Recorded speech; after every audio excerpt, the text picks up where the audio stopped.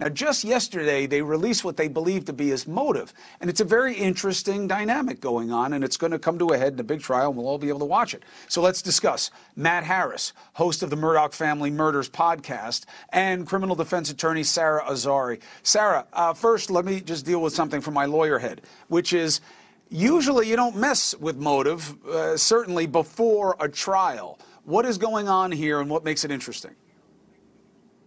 Well, I think what's interesting, Chris, is that these, the Jay-Z song, 99 Problems, he's got 99 pending criminal charges that are financial, money laundering, tax evasion, theft from clients, theft from his brother. And these are all pending charges. They're not adjudicated.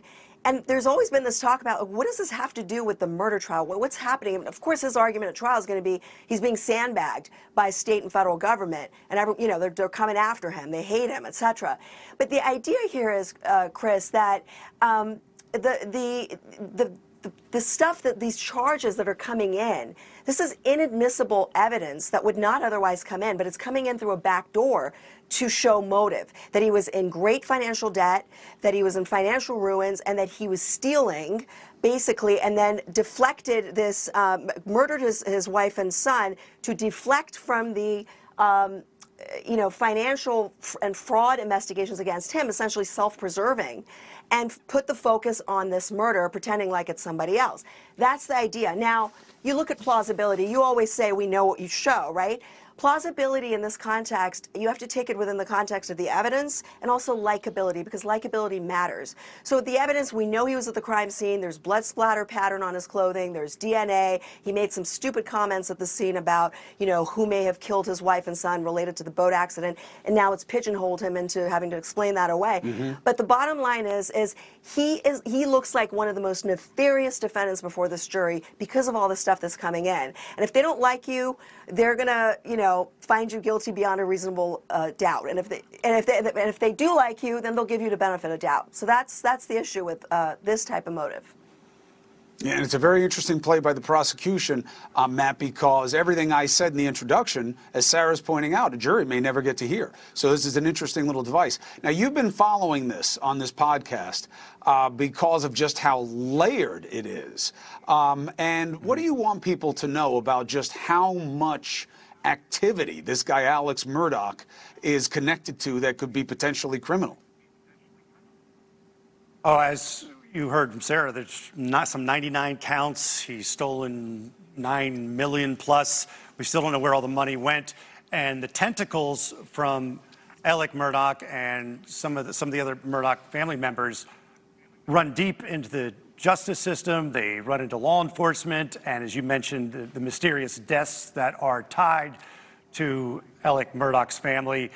If you went to explain to somebody this story, it would just it would just confuse them, because there's so many things going on. As you said, you've been doing it 25 years, and the depth and the amount of information is absolutely insane and hard to keep track of. It goes one way and zigs another way, and it just continues to change.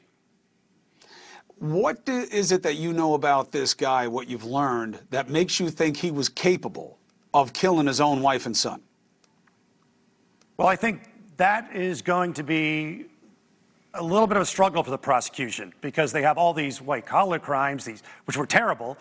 He was taking advantage of people who, in most cases, didn't know any better, or in one case, Trooper Moore, who was a state trooper for 20-some years. He took advantage of people who weren't 18 yet. He took advantage of one of his victims was paraplegic and deaf and died in a car accident. So he took advantage of these people, making them trust him. So that is a evil kind of dude that's stealing money from those kind of people. But the prosecution still have to go to make that leap from him doing all that and shooting his son point blank in this small area, point blank in the head. That is where they're going to have to draw that line, and that's why they want to bring in all these financial crimes, which the state or the defense doesn't want to be entered into. To have it make evidence. sense to people. Hey, thank you for watching. Please go to newsnationnow.com, newsnationnow.com, and you can find NewsNation on your television provider. And don't forget to click the red subscribe button down below. Then you will get more of NewsNation's fact-driven coverage.